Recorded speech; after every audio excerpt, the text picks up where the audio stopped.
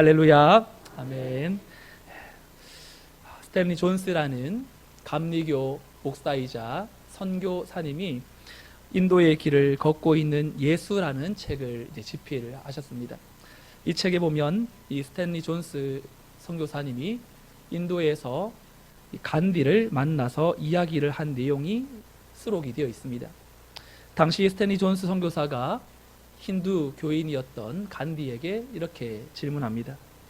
어떻게 하면 우리 기독교가 외국 정부와 외국 사람이라는 냄새를 풍기지 않고 자연스럽게 인도로 녹아 들어가 인도를 발전시키는데 도움이 되는 그런 종교로 인식이 될 수 있을까요? 힌두 지도자로서 기독교인인 나에게 가능한 길을 알려주실 수 있을까요? 라고 질문합니다. 간디는 그의 질문에 굉장히 직접적이고 간단 명료하게 4가지를 대답했습니다. 첫째, 나는 기독교인들, 선교사들 모두가 예수 그리스도 같은 삶을 살 것을 제안하고 싶소. 둘째, 당신의 종교를 과장하거나 과소평가하지 말고 있는 그대로 실천하시오. 셋째, 사랑을 강조하고 이것을 당신들의 사역의 동력으로 삼으시오. 왜냐하면 사랑은 기독교의 핵심이니까. 마지막 넷째로, 사람들과 좀 더 교감하는 교제를 위해 그들 가운데 있는 장점을 발견하도록 비기독교 종교들을 심정을 들여 이해하는 측면에서 공부하시오. 간디의 말을 요약하면 우리가 믿는 종교를 꾸미려거나 축소시키거나 확대할 필요도 없이 있는 그대로 따르라라는 겁니다. 비록 힌두교인이었지만 간디는 당시 인도에 불평등했던 제도 카스트 제도, 당시 6천만 명의 불가촉 이 천민들, 사회적 간섭이나 법적 구속에 의하여서 이 주류 인구와 분리되고 격리되어 살았던 조선의 백정과 같은 사람들을 바라보면서 이 불평등을 깨트리려고 굉장히 노력을 했습니다. 그리고 영국의 식민지에서 어떻게 이 인도가 해방될 수 있는지에 함께 몸 다하여 싸웠던 사람이었는데, 그는 이 싸움을 위해서 선택한 원칙이 무저항, 무폭력, 무저항, 비폭력 운동이었습니다. 왜냐하면 그는 성경을 손에 들고 있었기 때문에. 그는 비록 성경에서 답을 찾았지만 기독교인이 되려고는 하지 않았습니다. 왜냐하면 기독교인이 성경 말씀대로 살아가는 것을 보지 못했기 때문입니다. 이 가운데 많은 분들이 평생을 하나님의 말씀을 들으며 그 말씀을 붙들고 살아가실 겁니다.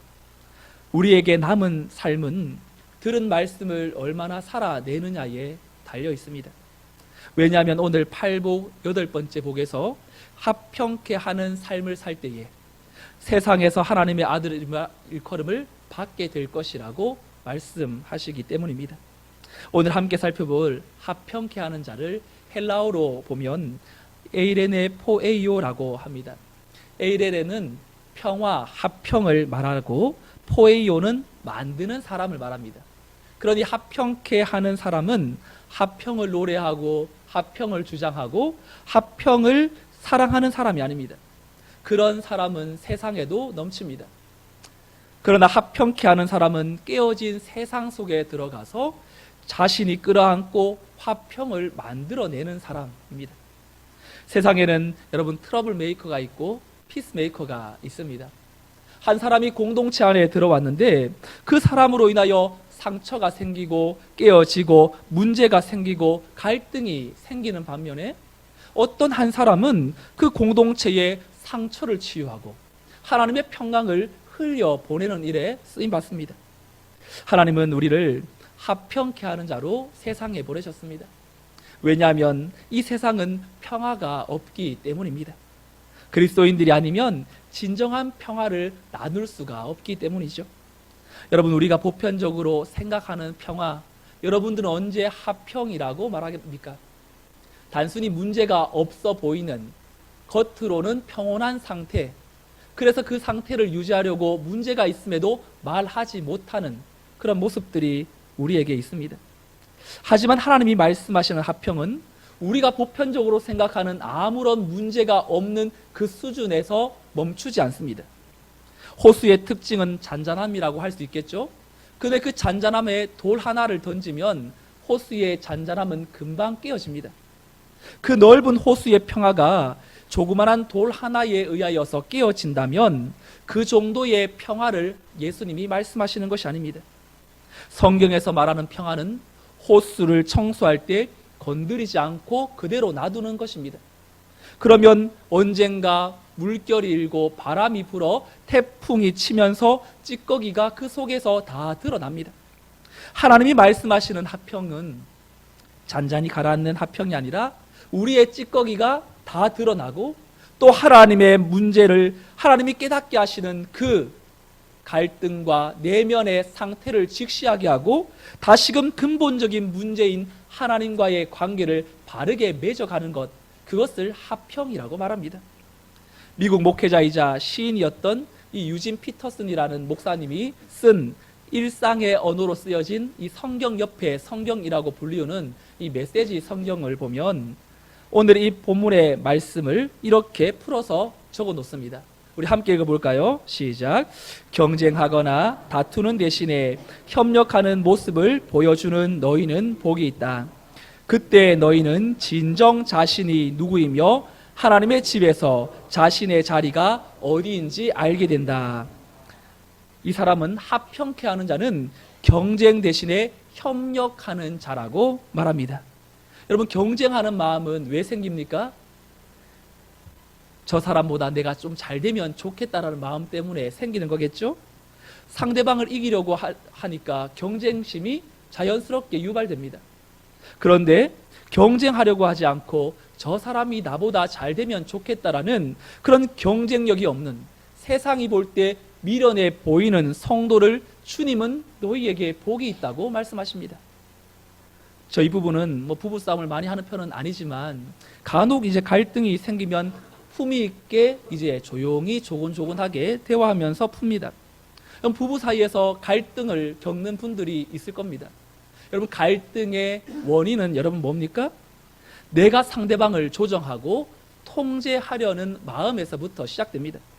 사소한 작은 일에 이렇게 하지 말고 저렇게 하라는 그 말은 결국 내가 하고 싶은 대로 못하게 되니까 또 마음에 안 좋은 감정이 생기는 거죠.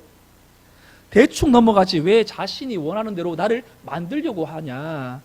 그런 말을 들으면 이제 조금은 마음 가운데 나도 상대방이 내 마음에 들도록 행동해 주기를 원하는 그런 마음이 작용되는 것입니다.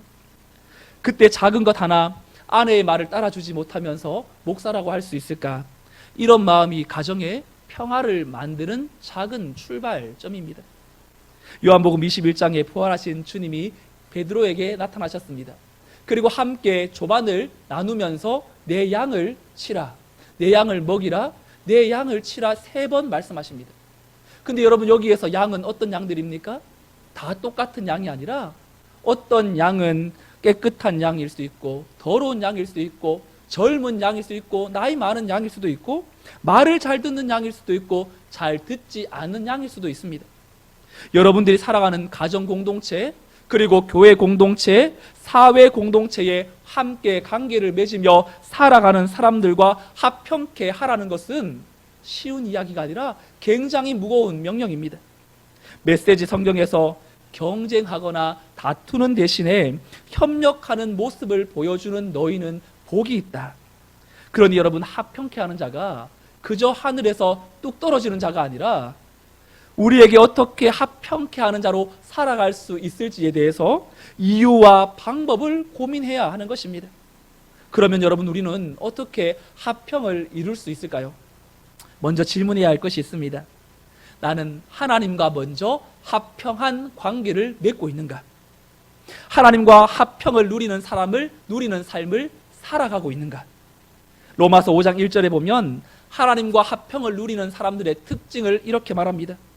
함께 읽어볼까요? 시작. 그러므로 우리가 믿음으로 의롭다 하심을 받았으니 우리 주 예수 그리스도로 말미암아 하나님과 화평을 누리자. 바울은 로마서 1장부터 4장까지 복음을 설명하는 핵심으로 예수님을 믿음으로 의롭게 된다라는 이신칭의를 설명한 이후에 5장을 시작하면서 그러므로라는 인과관계의 접속사를 넣습니다. 다시 말해서 너희가 믿음으로 의롭다 함을 받았다면 그리스도인으로서 그 믿음으로 받는 축복이 무엇이냐? 하나님과 화평을 누릴 수 있게 되었다고 말하는 겁니다. 여러분, 인간이 직면한 가장 큰 어려움이 무엇입니까? 그것은 하나님과의 불화입니다. 그런데 그것은 하나님과의 반목으로 사람들의 죄로 인하여 생긴 것입니다. 사람들은 이 불화를 극복하려고 나름대로 화평을 가져오려고 세계에서 전쟁도 일으키고 자신이 생각하는 화평을 추구하고자 다른 이들이 죽어가는 것을 아랑곳하지 않고 그저 그 상황을 어쩔 수 없는 상태라고 평가합니다. 많은 사람들이 율법으로 자신을 의롭게 하며 하나님과의 그 막혔던 관계를 풀려고 노력합니다.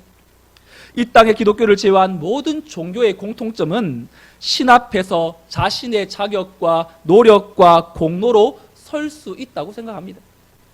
그래서 율법으로 의로워지려는 인생의 종착점은 결국 절망이거나 위선으로 밖에 갈 수 없습니다. 왜냐하면 누구도 자신의 노력으로 하나님 앞에 의로워질 수가 없기 때문이죠. 그래서 로마서 3장 19절은 율법을 의지하며 의로워지려고 하는 자들을 향하여 이렇게 선언합니다. 우리가 알거니와 물은 율법이 말하는 바는 율법 아래에 있는 자들에게 말하는 것이니 이는 모든 입을 막고 온 세상으로 하나님의 심판 아래에 있게 하려 함이라. 율법과 행위로는 결코 하나님과 화목해질 수가 없습니다. 그래서 하나님은 새로운 길인 복음, 굿뉴스를 우리에게 주십니다. 로마서 1장 17절에 복음에는 하나님의 의가 나타나서 믿음으로 믿음에 이르게 하나니 기록된 바 오직 의인은 믿음으로 말미암아 살리라 함과 같으니라.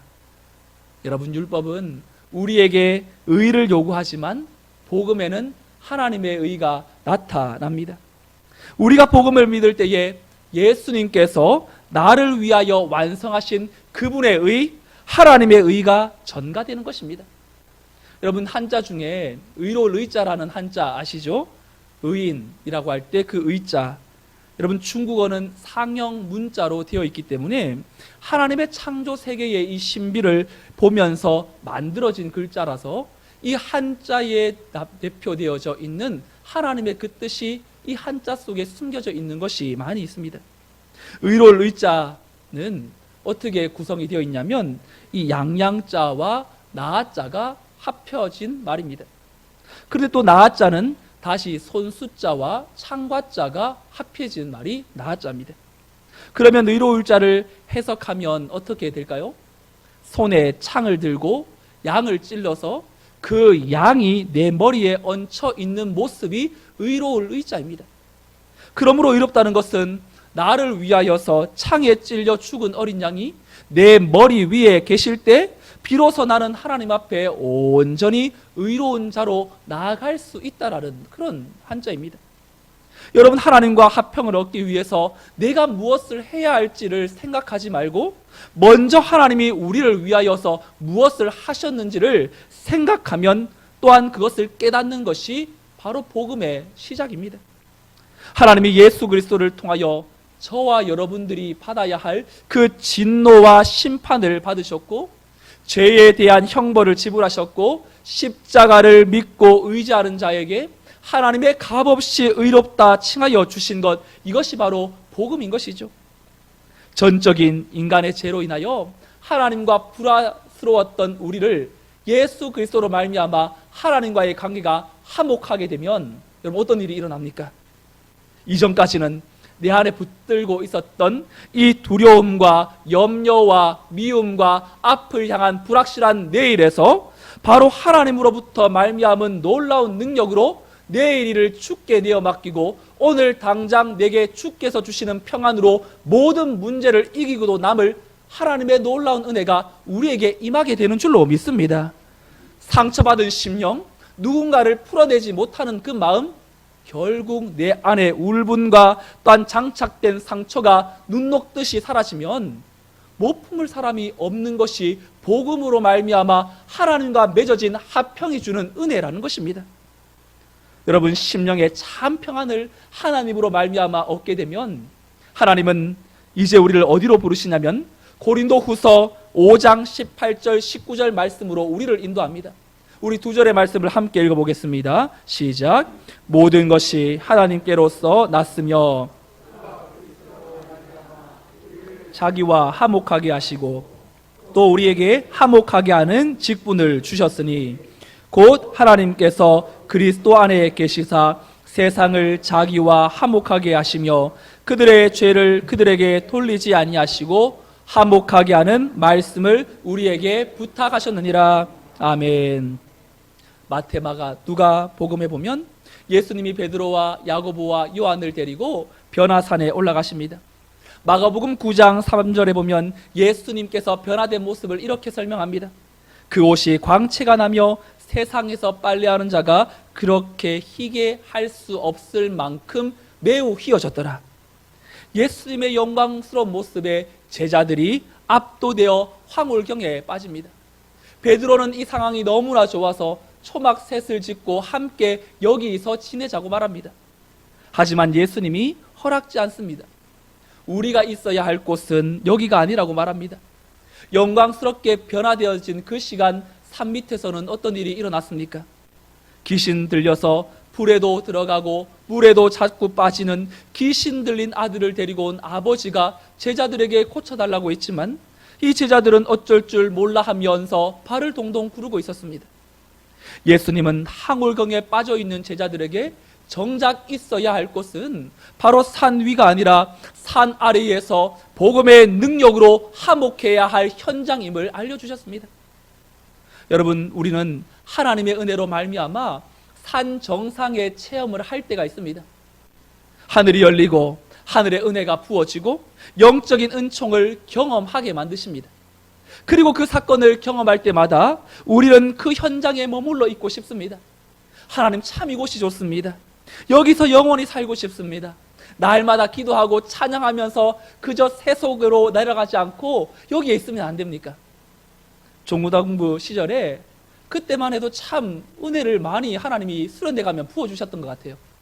아이들이 뒤집어지고 기도하고 밤새도록 기도해도 기쁨이 넘치고, 그러면서 아이들이 너무 내려가기 싫으니까 교회에 담임 목사님께 전화합니다. 목사님, 아이들이 내려가기 싫다네요. 하루 더 있다 가면 어떻습니까? 요즘 같으면 말이 안 되죠. 계획되어진 대로, 짜여진 대로 하루를 더 있으면 예산이, 여러분, 식비만 해도 이렇게 더 오바됩니다. 근데 여러분, 그때만 해도 복음의 자유함이 있었어요. 아이들에게 하루 더 있을까? 예! 부모님께 다 연락 돌릴게. 그때는 폰이 없으니까. 교회에 강구합니다. 아이들이 은혜 받고 하루 더 있겠답니다. 여러분 어떻습니까? 좋습니다 하면서 하루를 더 있다 내려왔어요. 하루를 더 있다 내려와도 집에 가기 싫었습니다. 왜냐하면 집에 가면 현실의 삶이 기다리고 있으니까요. 그런데 현실적으로 내려와 보니 어머니의 공부하라는 잔소리가 들려옵니다. 학교를 가야 합니다. 이제는 하기 싫은 공부도 이제 해야 합니다. 산 위에서 하나님과 만나 서로의 얼굴을 보니까 참으로 사람이 빨리 할 수 없을 만큼 휘어진 얼굴을 보다가 산 밑으로 내려오니까 이제는 세속에서 살아야 될 삶의 모든 염려와 불안과 아픔들이 이제 다가오는 그 현장으로 우리를 보낼 때 정말 가기 싫었죠. 그런데 하나님은 교회라는 아름다운 공간에 예배자로 부르시는 이유가 무엇입니까? 하나님이 주시는 그 평안을 가지고 세상 속에 들어가 하나님의 평강을 나누는 자로 파송하시기 위해서입니다. 팔복의 7번째 복까지 오면서 우리는 팔복의 앞에 전반부 4가지를 살폈죠. 하나님과의 관계에서 누리는 복이었습니다. 우리의 심령이 가난해지면 하늘의 그 은혜, 심령의 천국이 임하는 것을 경험하고 내 죄를 붙들고 애통할 때 세상에 줄 수 없는 하나님의 위로를 경험하게 되고, 하나님의 의에 추리고 막말할 때에 세상에 줄 수 없는 배부름을 경험하게 된다고 했습니다. 그게 좋아서 종교의 자리에 머무른다면 팔복의 삶을 온전히 구현해내지 못하는 겁니다. 하나님은 하나님과의 관계에서 4가지의 복을 성도에게 허락하신 이후에 세상 속에 감당해야 될 소명의 자리로 우리를 보내십니다. 긍휼히 여기는 자가 되라고 말합니다. 화평케 하는 자가 되라고 말합니다. 의를 위하여 핍박을 받는 자리에도 이르러야 한다고 말합니다. 그러니 진짜 복은 하나님이 주신 복을 세상 속에 흘러 들어갈 때에, 세상 속에서 감당하라고 하신 소명을 감당할 때에 선순환이 계속 일어나는 것입니다. 여러분들의 가정은 화평이 있습니까? 우리의 교회는 화평이 충만한 공동체입니까? 여러분들은 화평케 하는 자로 벽을 세우는 사람입니까? 아니면 벽을 허무는 사람입니까? 벽을 허물고 세우고의 차이는 내가 생각하는 나의 옳다는 것을 간철시키지 않고 꺾을 수 있는 용기가 있느냐 없느냐에 달려 있습니다. 벽을 세우는 사람은 자꾸만 이분법적으로 생각하기 때문에 그렇습니다. 세상은 자꾸 어느 편인지를 나누고 구분합니다. 진영 논리에 갇혀 있습니다. 나와 다르면 틀렸다고 생각합니다. 한 사안을 두고 여당과 야당이 항상 서로 부딪히는 이유가 바로 이 이분법적으로 생각하기 때문이 아니겠습니까? 하지만 우리 예수님은 거기에 갇힌 분이 아니라 하나님의 마음이 있는 곳에는 선을 넘는 분이십니다. 우리가 하나님을 믿는 사람이라면 말씀을 들으면서 내 안에 장착된 기준이 그 틀을 넘지 못하고 있고, 내가 생각한 대로 실행해야 하고, 그래서 다른 이들에게도 나의 기준을 강요하고 있다면 나의 선한 뜻과 다르게 결과는 담을 쌓고 있는 사태만 벌어지게 될 것입니다. 예수님은 일부러 안식일에 병든 자를 고치시고 죄인들과 먹고 마시며 세리 삭개오의 집에 들어가 하루를 유하셨습니다. 당시 형성된 안식일 준수법과 유대인의 법에 의한다면 신문 기사 첫 번째 페이지에 기록될 만큼 엄청난 파장을 일으킬 행동을 서슴지 않으십니다. 당시 사람들이 수고하고 무거운 짐, 율법의 짐을 들고 살아가면서도 생명보다 율법의 문자적인 준수를 더 추구하면서 강조받고 있었기 때문에 마음에 빠진 이 형식만 난무했습니다.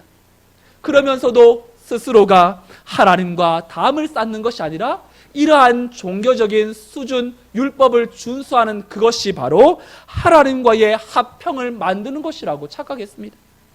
혹시 우리도 담을 허문다고 생각하면서 행동하는 것이 도리어 담을 쌓고 있는 모습은 아닌지 돌아보아야 합니다.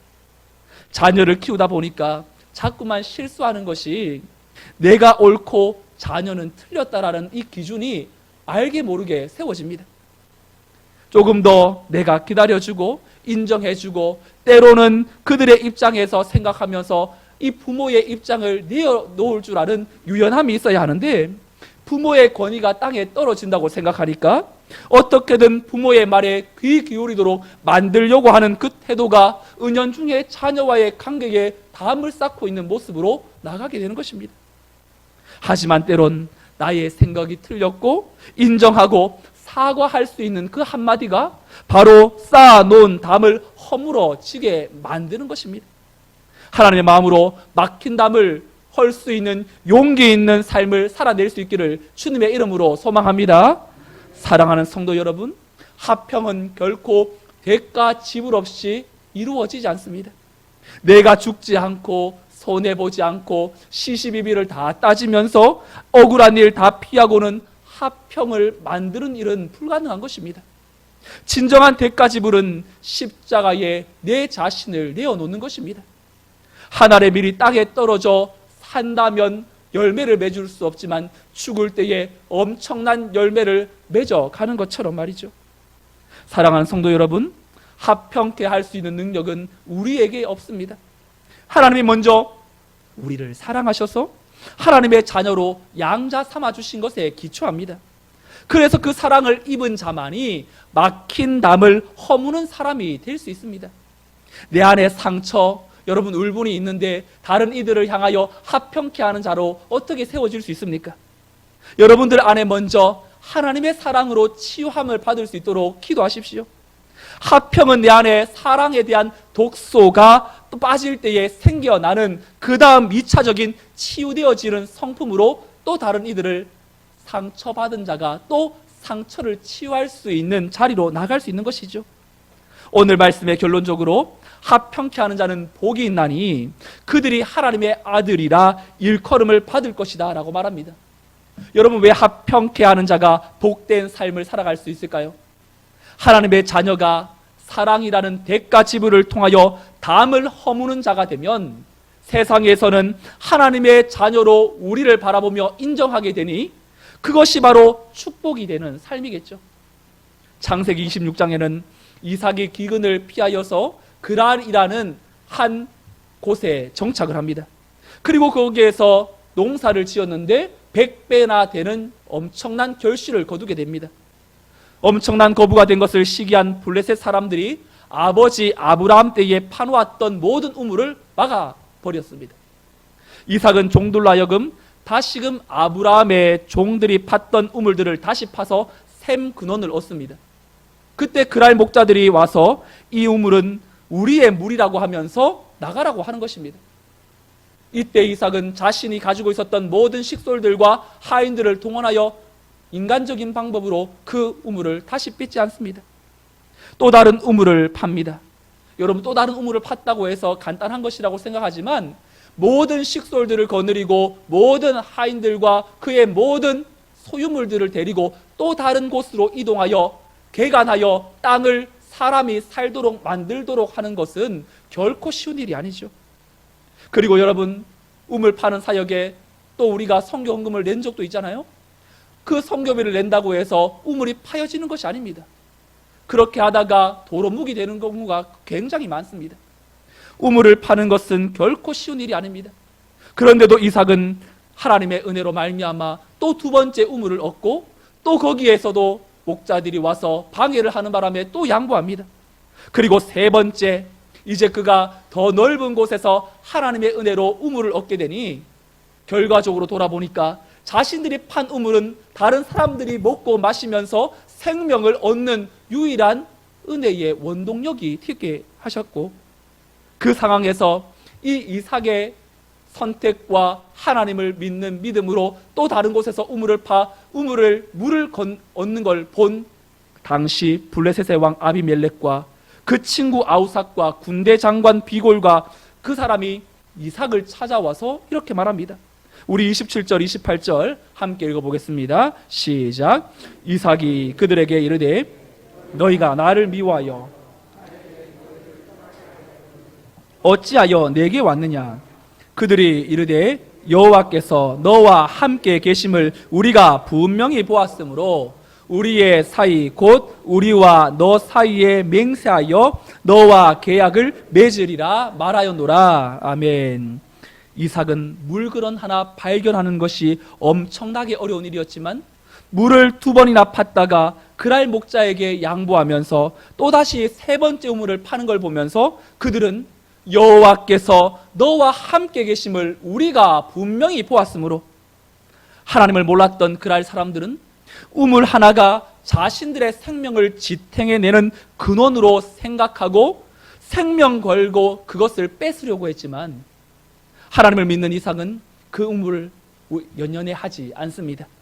이삭의 행동은 미움이 있는 곳에는 평화를 조성하고 이방인들로 하여금 하나님의 자녀로 인정하게 만들었습니다. 여러분들에게 도전합니다. 물질의 권세로부터 자유를 얻는 것은 나누는 것입니다. 그 나눔은 우리를 가난하게 하지 않고 도리어 하나님의 거룩한 선순환이 우리의 인생에 가져오게 만듭니다. 내가 나눌수록 하나님의 더 큰 은혜가 들어오는 것입니다. 물질만이 아닙니다. 내 시간과 내 건강과 내 재능을 나눌 때에, 인생의 자원을 이웃들과 나눌 때에 하나님의 더 큰 복과 은혜는 채워지게 되는 것입니다. 그래서 우리는 무엇보다도 이 땅이 연연해하는 물질에서부터 초연하여 다른 이들을 섬길 때에 세상은 하나님의 자녀라 인정케 하게 될 줄로 믿습니다. 천국과 지옥은 여러분 어떤 곳인지 한 번쯤 이 이야기를 통해 들어보셨을 겁니다. 한 사람이 천국에 갔는데 거대한 진수성찬이 차려져 있었습니다. 또 한 사람이 지옥에 갔는데 그 지옥에도 기름진 음식들이 즐비하게 늘어져 있었습니다. 그런데 사람들은 천국에서는 음식을 먹으면서 즐겁게 살고 있는 반면 지옥은 거대한 음식 앞에서도 피골이 상접하여 서로를 향하여 참으로 상기된 얼굴로 쳐다보고 있었습니다. 왜 그럴까 차이를 봤습니다. 천국의 식탁에는 이 자기 팔보다 긴 숟가락과 긴 젓가락이 있는데 그 숟가락과 젓가락으로 자신들이 아니라 다른 이들을 떠먹여주면서 함께 섬기니 그 섬김이 전념되어 계속해서 서로가 기쁨이 있고 감사함이 넘치는데, 지옥에는 자신들만 먹으려고 하니 영원토록 굶주리고 있었던 겁니다. 그런데 천국은 서로 사랑하면서 대화하면서 떠먹여주는, 계속해서 천국이 될 수 있는 이유, 지옥은 계속해서 지옥밖에 될 수 없는 이유가 여러분 무엇입니까? 숟가락을 들고 떠주는 그 한 사람이 있고 없고의 차이겠죠. 누군가가 숟가락을 떠서 입에 넣어주는 그 한 사람의 영향력은 자기뿐만 아니라 전념시키게 되고, 그래서 천국은 계속해서 천국이 되어가는 것이고, 지옥은 그 한 사람이 없기 때문에 계속해서 지옥이 되는 것입니다. 예수님이 이 세상에 오셨을 때에 지옥 같은 자기 중심주의적인 세상에서 지옥을 향해 질주하는 이 땅 한가운데에 섬김과 희생의 삶으로 오셔서 우리의 마음을 지배하는 자기 이기주의와 자기 중심성을 해체시켜버리시고 우리 인생에 하나님이 넣어주시는 자유와 하나님의 통치를 회복시켜 주셨습니다. 왜요? 우리도 예수님처럼 희생제물, 화목제물이 되라고, 내 삶을 찢어서 누군가에게 하나님의 사랑을 나누라고 우리를 부르시고 우리를 보내시는 것입니다. 우리 교회는 예수 그리스도의 이 중보적 삶을 재현하는 화평의 공동체로 더욱더 거듭나야 될 줄로 믿습니다. 지금까지 나누고 헌신하며 교회를 위하여 눈물로 기도하며 제일 먼저 자신의 삶을 뒤로하고 하나님의 일을 위하여 앞장선 우리 믿음의 1세대 어르신분들, 계속해서 하나님의 화평을 이루는 일에 다음 세대들에게 본이 되어지고 더욱 그 일에 매진함으로 하나님의 자녀라 인정받는 믿음의 어르신들이 다 되기를 주님의 이름으로 축원합니다. 또한 오늘 말씀 앞에 내 틀에 갇혀, 내 기준에 갇혀 여전히 담을 쌓으면서도 피스메이커가 아니라 트러블 메이커로 살아오고 있었던 우리의 심령을 말씀을 통하여 깨닫게 하신다면, 그리스도의 삶을 본받아 내 가정에서 먼저 예수님의 성품으로 작은 섬김으로, 그리고 그 어떠한 헌신과 또한 벽을 허물고 화평을 이루는 일에, 여러분 어떤 일에 내가 쓰임받고 실천해야 되는지 오늘 함께 말씀을 통하여 다시 한번 결단함으로 우리의 인생의 여정 속에 오롯이 믿음과 행함이 작동되어져 우리 모든 성도들의 이 한 주간의 삶이 하나님이 보내시는 곳에 화평케 하는 자로 주는 평화 막힌 담을 허신 예수님의 그 사랑과 헌신과 희생을 아름답게 흘려보내는 일에 쓰임받게 되시기를 우리 주 예수 그리스도의 이름으로 축원드립니다. 아멘. 다 같이 일어나셔서 내 영혼의 그 깊은 데서 찬송가 412장 함께 찬송하겠습니다.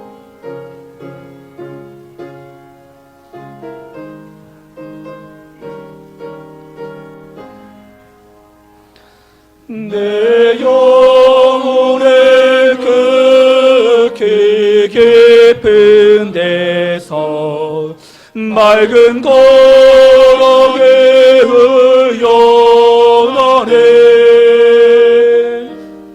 하늘 곡조가 언제나 흘러나와 내 영혼의 고의 쌀에 2절을 고백합니다. 내 영혼 속에 솟아난 내 평화는 깊이 묻힌 보배로다. 나의 보화를 캐내어 가져갈 자 그 아무도 없으리라.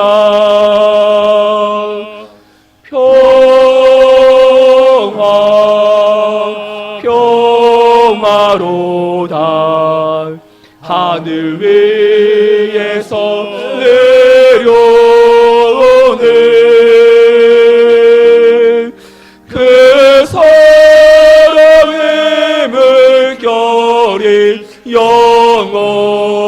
영원토록 내 영혼을 덮으소서. 내 영혼의 평화가 넘쳐나면 주의 큰 복을 얻음이라. 내가 주야로 주님과 함께 있어 내 영혼이 편히시. 4절 이 땅 위에 험한 길, 내 땅 위에 험한 길 가는 동안 잠든 평화가 어딨나.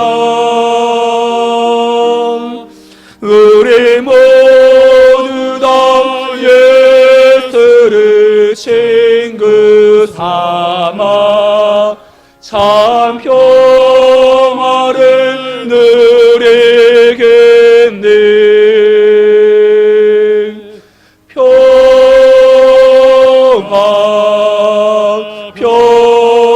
평화로다 하늘 위에서 내려오는 그 사랑의 물결이 영원토록 내 영혼을 덮으소서. 들은 말씀 생각하면서 함께 기도하겠습니다. 화평이 없는 시대에 진정한 화평을 만들기 위하여 전쟁도 불사하는 시대입니다. 화평을 위한다고 하지만 결국 내가 원하는 것을 얻기 위한 수단으로 다른 이들의 죽음을 당연하게 여기는 이 땅 한가운데에 성경적 화평은 주님과의 관계에서 비롯되는 것이라고 했습니다. 내 자신을 돌아보며 하나님과의 관계 속에, 하나님이 넣어주시는 사랑 속에 내 안에 울분과 상처가 먼저 치유되게 하여 주시옵소서. 하나님이 이 땅 가운데 피스메이커 되기를 원합니다. 내 안에 높아져 있는 기준으로 담을 쌓고 다른 이들이 오지 못하도록 막고 있는 내 안에 자존심과 거짓과 위선과 형식적인 종교 행위의 벽이 무너지게 하여 주옵소서.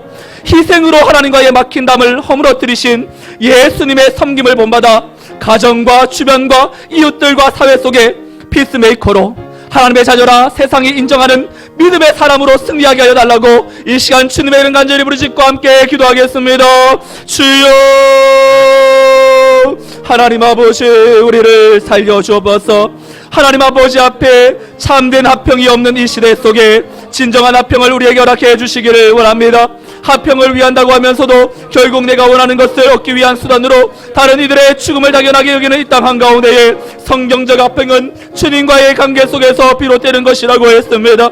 하나님 내 자신을 돌아보며 하나님과의 관계 속에서 하나님이 넣어주시는 사랑 속에 내 안에 울분과 상처가 회복되기를 원합니다. 내 안에 하나님 아버지 회복되어지지 못하는 주님과의 막힌 모든 것들을 하나님 무너지게 하여 주옵소서. 이 땅 가운데 피스메이커로 내 안에 녹아져 있는, 높아져 있는 기준으로 담을 쌓고 다른 이들을 오지 못하도록 막고 있는 내 안에 자존심과 거짓과 위선과 형식적인 종교행위의 모든 벽들은 무너지게 하여 주시옵소서.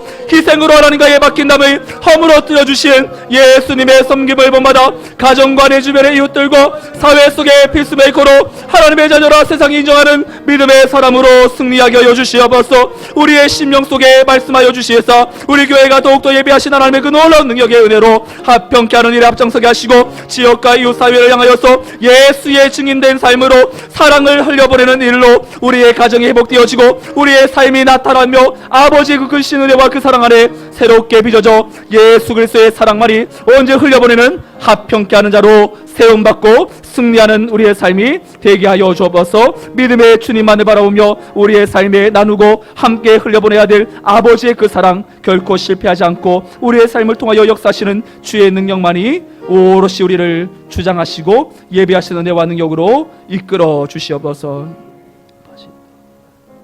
이 땅에 참된 평화로 오신 예수님, 진정한 평화는 죄의 속박에서 십자가 죽음으로 우리를 영원한 생명으로 인도하신 구속의 사랑인 줄로 믿습니다.